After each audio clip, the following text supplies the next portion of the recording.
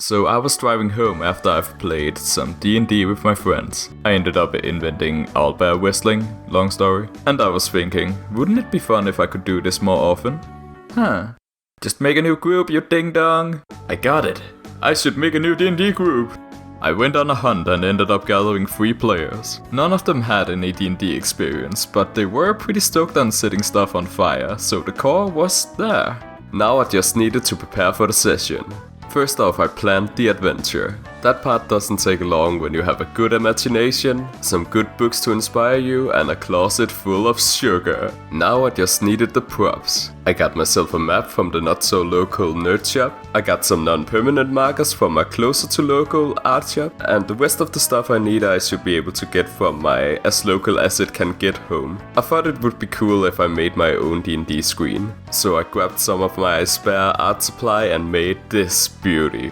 At first I wasn't sure if it was a good idea to paint it like a kid from kindergarten, but then I remembered that we are basically playing pretend, and suddenly I found it quite fitting. I also needed some figures, but since I didn't want to use all day buying and painting figures with a beard hair on a stick, I ended up rating my board games for potential substitutes. A special shoutout goes out to the Lego Bionicle board game that had some sick monster tokens. I was pretty much ready at this point. I even had time to find some fitting music for the session. The only thing I had to do now was to wait for the fated day to come. The days conveniently passed by pretty quickly. There was only one day left and I was sitting down and chilling, enjoying life. You got a message. Who could this be? Oh, it's one of my friends saying that he can't come because of personal stuff. Alright, it's gonna be okay. I still got a couple of players. The show must go on. We conveniently skipped to the next day where I'm preparing for the session. I still had a couple of hours before my friends would come. You got a message. Oh no. So another one of my friends told me that he got sick and couldn't come. So now we are down to 1 player. He eventually gets to my apartment and I quickly greet him. Hey dude, what's up? Why don't we skip D&D today and play the Bionicle board game instead? It's super rad, trust me, it's so good. Am I the only one who could come? Yes.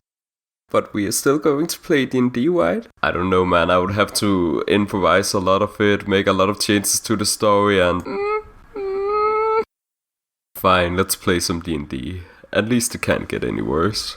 Alright, so in an attempt to try to make this video a little shorter, I'm going to go through the first part of the session in a quicker fashion. Okay? 3, 2, 1, go. Once upon a time there was a little dragonborn named Henry Martin. He lived in a small town named Wolfstone. He had a dad named Lawrence who was a blacksmith and he was very scary but also very sweet.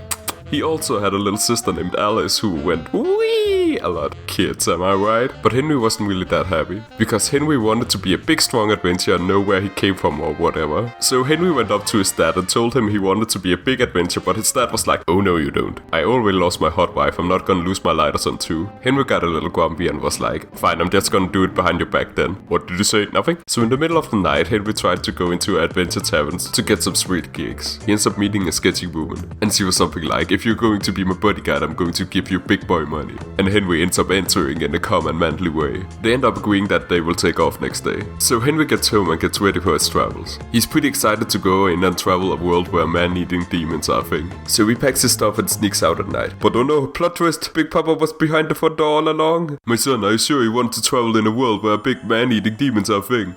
Yes, father.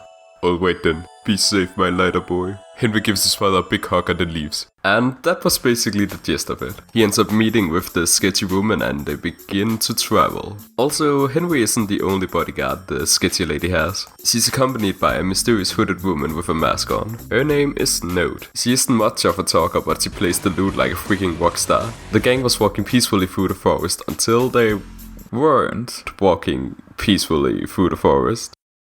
Because out from the trees a net comes and captures the sketchy lady. By the look of her face it looks like the net has a draining effect on her. Henry and Note looks around and makes the observation that they are surrounded by kobolds. Oh, and they got the desire to kill. It's time to give my friend his first combat encounter. A few kobolds went up to each of the bodyguards. They exchanged a few blows, until one of the kobolds ends up getting a lucky hit in on Henry. And lucky might be an understatement, cause I rolled a 20 and pretty close to max damage. And it would be enough to knock him out cold. This is where I end up changing the numbers a little bit, just so he can get a little more experience in the combat than just 2 turns. He still ends up taking a good amount of damage, but he can still fight at least. My friend was like, wow, those things can really hit hard if you get the right dice roll. And I was like, yeah, they sure can. The rest of the fight goes pretty smoothly. Well, except from the fact that a kobold ends up hitting Note's face and her mask gets destroyed, revealing her not so human features. But despite that, it was pretty smooth. The kobolds are also dead, so that's a plus. They end up getting the net off the sketchy lady, and the combat was over. Thank the gods. Not a lot of things happened after the combat encounter. Except from Henry trying to be a wholesome dragon bro for Note, but ends up being as charming as a bear trap with googly eyes. Oh well. It's time to erase the battlefield. It's time to erase. Ollie, I don't think it's coming off. Would you excuse me for a moment? You lied to me. So, because I got the wrong markers, my map is now permanently a bloody forest. Yay!